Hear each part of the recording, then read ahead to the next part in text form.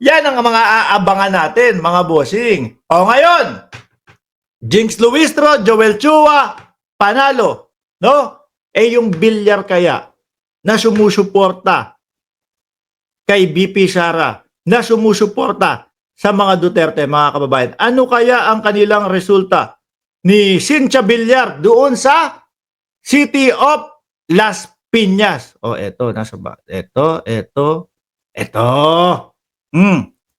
Ayan. Oh. Sabi dito, other result from City of Las Piñas. City of Las Piñas Congressman Mark Anthony, hindi po Ramos, Santos.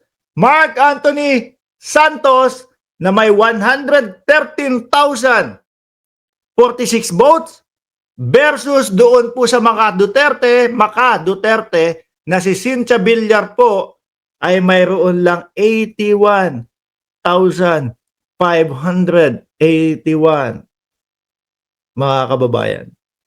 Sa madaling salita ho, majority, mga bossing, ng ayaw ni Inday Sara Duterte sa Kongreso, nanalo po.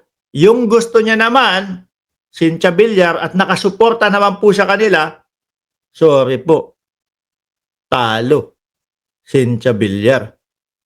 Ano po? Huwag kayong mag-alala. Nandun naman si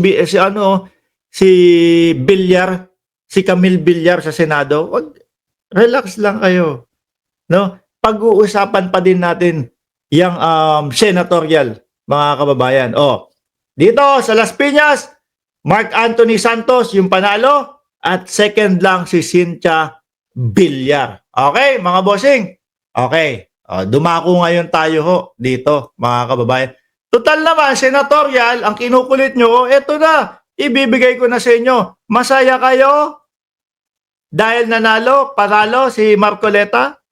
Okay na ba? Ay, Diyos ko. Si Bongo, expect na natin, mananalo yan, mga kababayan. Di ba? Mananalo.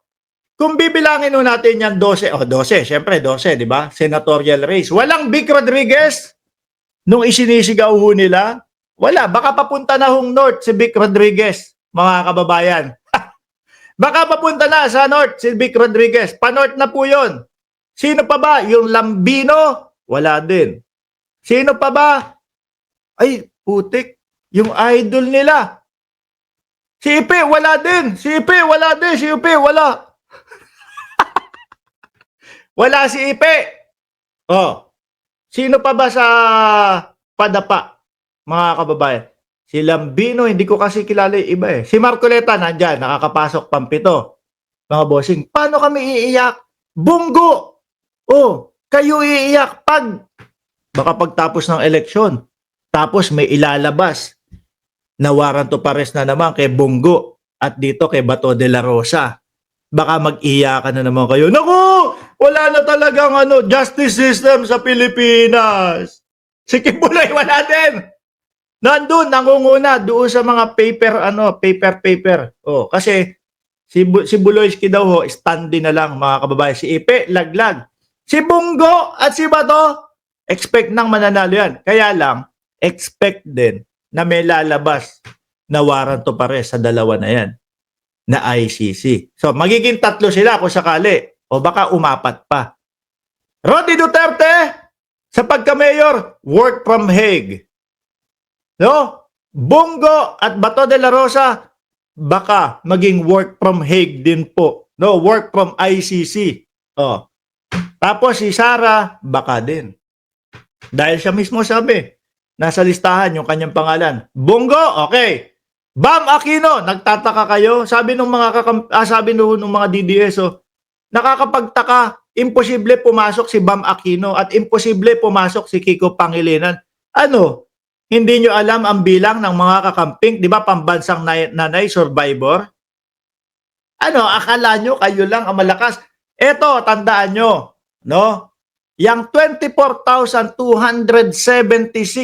na yan ni Bongo, kapag hindi umabot ng 32 million yan na iniyayabang ninyo, ibig sabihin, yari din yung kandidatura ni Inday Sara Duterte. Dahil po lahat no ng nakasuporta kay Inday Sara Duterte, iboboto po si Bongo, mga kababayan. Ibig sabihin, yaan ang magiging numero kung sakali no na makalusot si Inday Sara Duterte sa impeachment. 25 million, yaan na lang kayo. Wish nyo na tumaas pa yan. Bakit to nabawasan? Bakit po ikinukumpara ko, mga bossing, si Bongo kay Inday Sara Duterte? Lahat po yan magpo-full force ang mga DDS. Lahat po yan ilalagay nila no sa balota si Bongo dahil nga po nakasuporta sila kay Inday Sara Duterte. Ngayon, bakit hindi umabot ng 32 million? Kasi wala na kami. 'Di ba? Wala na po kami, mga kababayan. Naniniwala ko, walang DDS na hindi boboto kay Bongo. So ngayon, sorry. Yung 2028 election, malamang ito ang bilang ninyo. 'Di ba? Ngayon, Bam Aquino, questionable sa inyo. Ilan po ang kakamping na solid? 15 milyones po. Yang numero ni Bongo, kabahang kayo sa 2028. Kasi yan na din ang bilang ng boto ni Inday Sara Duterte kung sakali. Uulitin ko bakit ko kinukumpara? Walang DDS ang hindi boboto kay Bongo.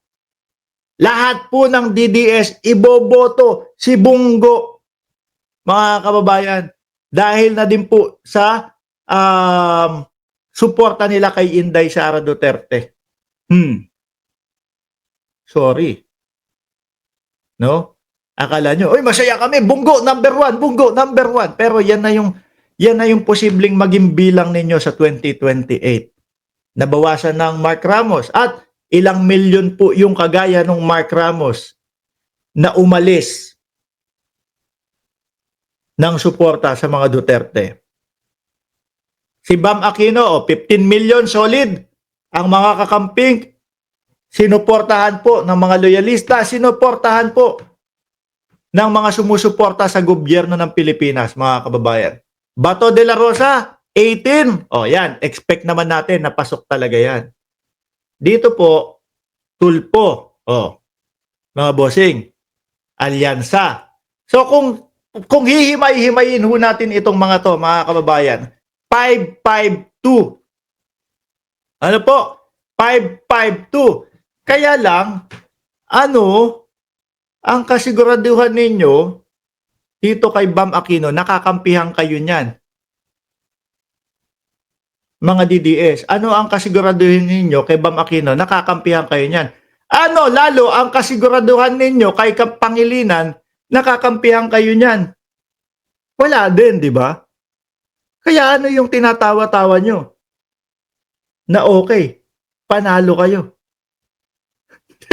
Lacson, pang-6, pang-7, sino? Marcoleta, masaya na kayo dito. Nananalo, napapasok si Marcoleta, yun na yun. Di po ba? Wala pa din. Soto, Cayetano, Alyansa pa din po. Villar, ayan. Dito, diskumpiyado pa nga kayo sa dalawa, di ba? Ano sabi ni Panelo? Ano sabi ni Panelo, mga kasuled? Diskumpiyado sila. Kay Marcos, kay Aimee. Kay Villar, yan, pwede. Lapid, nasa Alyansa pa din. Ang totoo, mga kababayan, 7-5 kung anuhin mo. 7-5 ang score nito. Mga bossing. Di po ba? Yung sinasabi ninyo na malakas pa din kayo. Hindi. Iyak pa din si Inday Sara Duterte dyan. At ito po ang sigurado ko, mga kababayan. Yang 20, kung tumaas pa yan, dumami pa yan, let's say 26 million, yan na ang DDS. Yan na ang, sabi, 7-5 pinagsasasabi mo. 5 sa Alyansa. 5 sa PDP. Di ba? 5 sa PDP, diskumpiyado pa yung si Hanilet dito kay Amy Marcos. Diskumpiyado pa si Panelo dito kay Marcos. Di ba? Oh, expect nyo kakampihan kayo ni Pangilinan?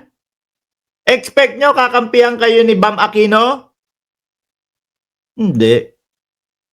Iyakan pa din yung mga DDS. Okay?